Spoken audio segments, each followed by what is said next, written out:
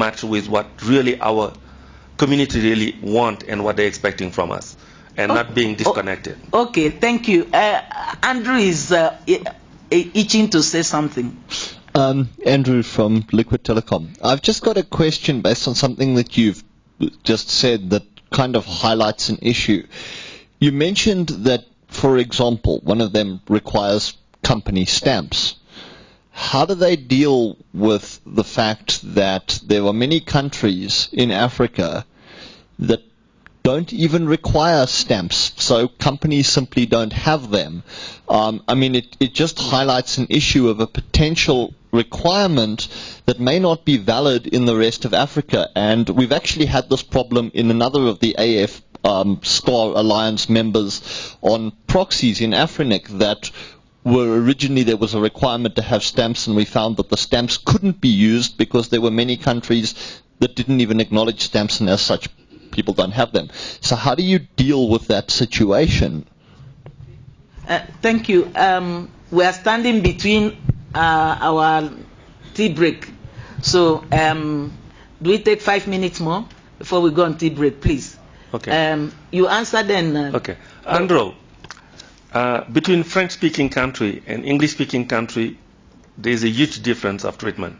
If you get a check and you go to the bank, you don't put the stamp as a company, you will not get your money in your account in French-speaking country.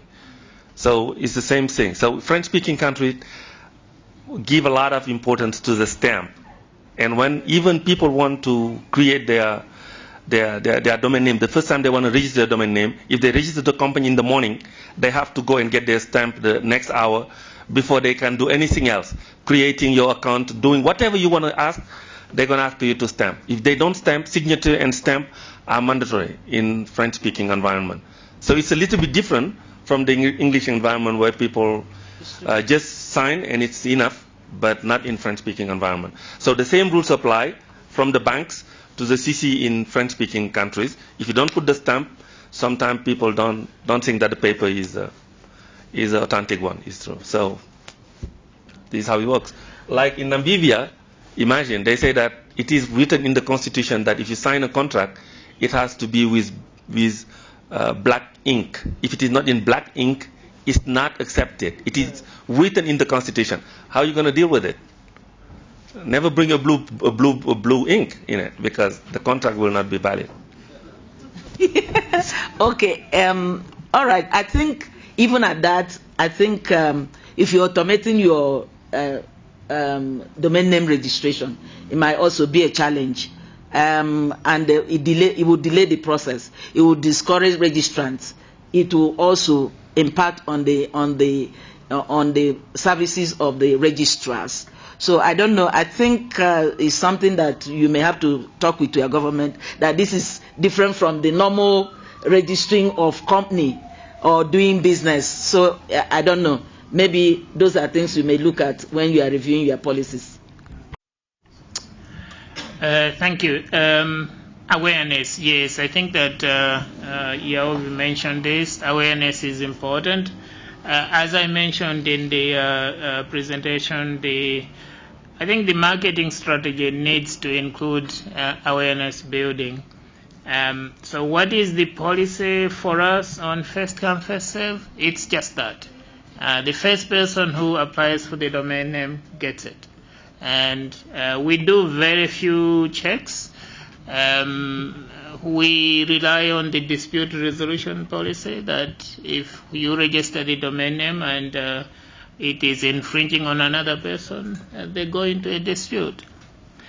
The only place where we are mindful is under .gov.mw. On that, the first government department that registers the domain gets it. However, we see quite a few government departments who opt for the second level. So they'll get something like NAJ.mw for the Ministry of Energy and Mines. And we don't restrict it. We don't force them to say, your government, you should go to NAJ.gov.mw.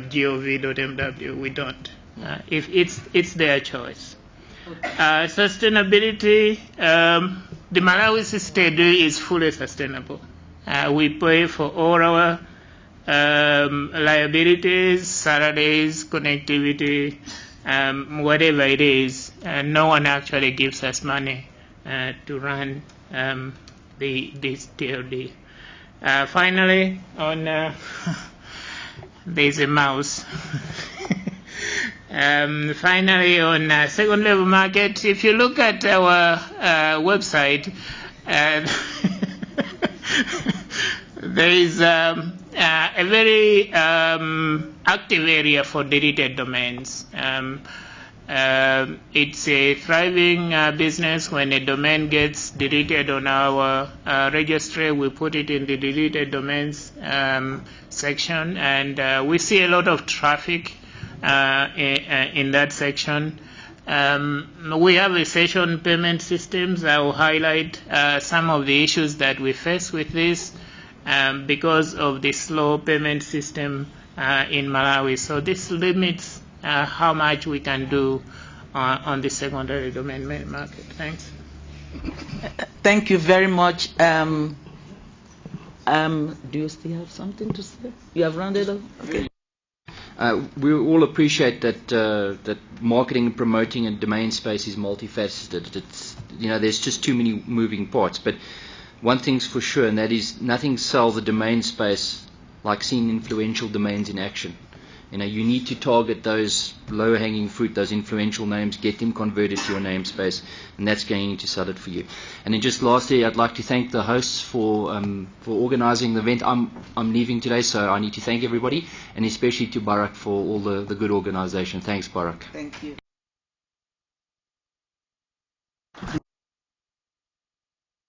Okay. You've been a very good audience. We've been standing between you and your tea break. Barak, over to you. Thank you, Mary. I think she deserves a round of applause for chairing the session really well.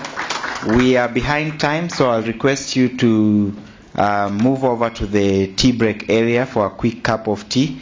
Let's try and be back by 11 so that we can proceed with the next session.